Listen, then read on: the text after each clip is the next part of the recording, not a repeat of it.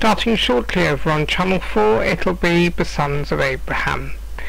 Here on London Weekend Television, our next programme will be We Love TV with Gloria Hunniford.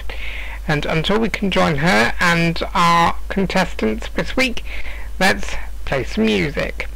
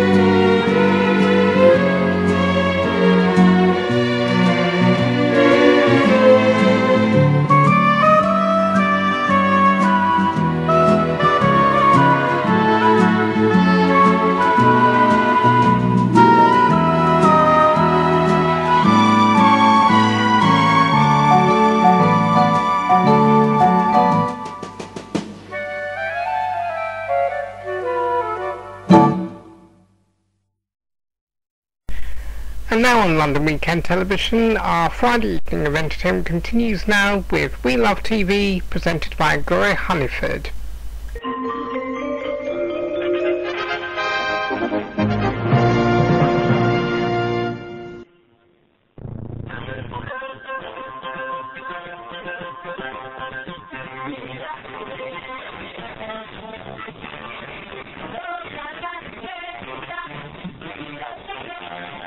Do you know which part of London is the setting for Minder? And what was the surname of the Flintstones' next-door neighbours?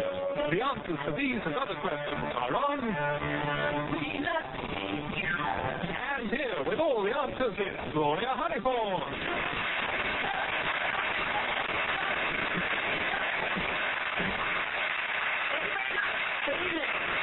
Welcome to our College of TV Knowledge. Now, I can guarantee you the exams won't be too difficult tonight, so I hope you'll join in at home and play along with our teams here in the studio. Now, our first celebrity guest is a lady whose work we've loved and admired many times on We Love TV, so I'm delighted to welcome her in the flesh. Hallelujah! It's Miss Thora Hird. I've never seen a tambourine, Thora, but who's this fellow you got with you? Well, this fellow I have with me is a very clever one. Praise be. Chris is an advertising sales assistant from Leighton, and he's a soap opera expert. A fanatic, even. Well, he's a fanatic, but he's an expert. Well, it's not a soap opera question I have for you at the beginning. Okay. In fact, we heard it in the title there, Chris. Which part of London is the setting for Minder? Fulham in South London. Oh, you know what? Absolutely right. You don't get any points, mind you, but nevertheless. Now, when we phoned up our next celebrity guest, he said, well, the price is right. I'll come on down. Guess who? Joining contestants row, it's Leslie Crowther. I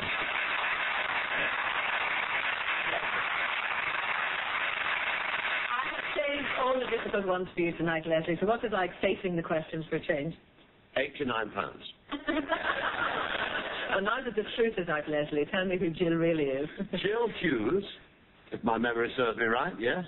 She's a Lancashire lass, a mother of two, which is quite young to be a mother, and she is a demonstrator for a very well-known firm that I'm not allowed to mention, but the initials are St. Idle. Oh, terrific.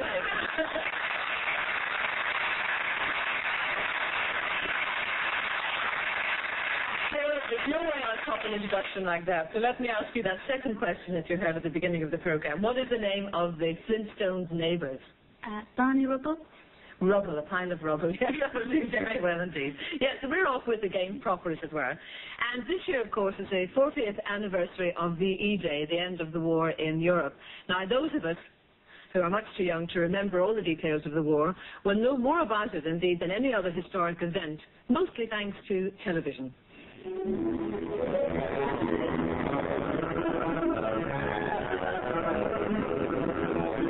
I tell you now that no such undertaking has been... I would imagine there'll be a few parties like that during this 40th year, and of course all the celebrations to come later. Well, in this case, it's first to your buzzers, 5 points for each correct answer. So if you're ready, your fingers on your ding-a-lings, off we go. Tinko was the story of a group of women captured by the Japanese and their subsequent escape to Singapore. But what does Tinko mean? Thora. Roll call. Roll call, yes. It's the Japanese for roll call. Hatso, as they would say. 5 points, you get. Enemy of the Door was about the German occupation, but of where? Leslie. The Channel Islands. Correct. You get your marks. The Channel Islands is the right answer. And one of the stars of Enemy of the Door was Simon Cadell. Here he is, obviously picking up a few tips for running a holiday camp. A lunatic asylum in what is now East Germany was rebuilt at Ealing for a war series. What was the series? Leslie. You know that, don't you? Yes, it is. You thought you did? Yes, it is. Well, whisper it to me. Oh, we're not asking for her, are we? No, but it's... No. Then I think it's Dingley Castle. Which is called? Colditz. Colditz. You do get your 5 points. The castle is now a mental hospital, just for the record. Yes. In The Winds of War, Robert Mitchum played an American naval hero. What was the character's nickname? Oh. Leslie. Lug. Chug. Something like that. Well, I'm going to penalise you, actually. I don't often do this, but you took a lot of time. You pressed your button, and then you didn't really give me the answer very quickly. I'm going to let Thora have 5 points. I shouldn't, but in actual fact, they got pug first. So, you know that marvellous criticism that Robert Mitchum got? You know when he went through that entire series without betraying any acting ability at all, and one paper actually said that he'd stopped acting. He just pointed his suit at people. These kind comments by Robert Mitchum. We will go on to your final question in this section. The Family at War was about the tribulations of a working class family in what city? Liverpool. Liverpool. Do you remember the name of the family? No. That's all right. You get the points anyway. The Ashtons. 5 very good points. And we recap the scores at the end of that round. Leslie and Jill have 10, and Chris and Thora have gone into the lead with 15. We're going to stay with nostalgia because I have a clip coming up from a wartime film. But have a look and see who is the stunning young lady. What is that? No, it's not me. I'm hostess here. Beer then, please. The same here. 2 beers and a candy, please.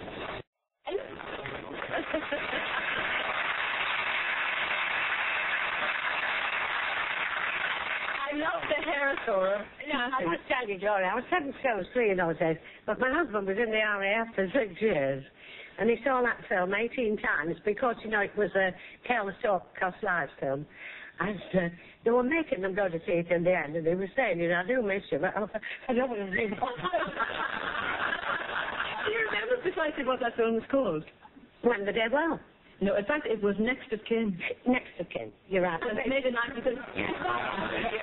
you made a whole string of them, didn't you, in 1942s, the propaganda films. Yeah, we all made them for £10 a day. You made them, too. It was at school. we will leave that, yes. I think a lot of you may well be surprised to find out that there are some gentlemen within the television industry who dress in women's clothes. And what's even worse, one of them is in our midst tonight. You look very fetching there, Leslie. The secret is out.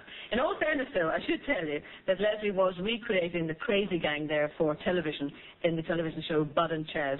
But let's take a look at some more beauties, some sirens of the small screen. Hey, do you know it? I'm good.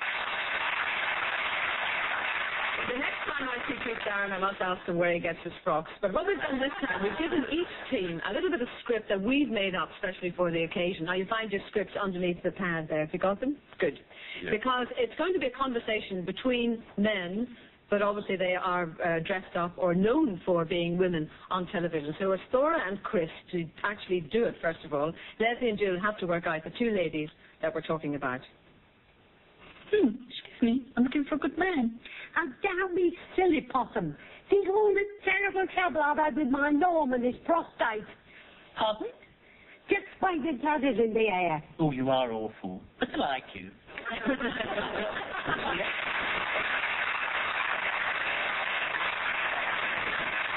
I'll give you 5 points, Leslie and Jill, for each lady. Go on then. Dame Edna Everage. Is 1.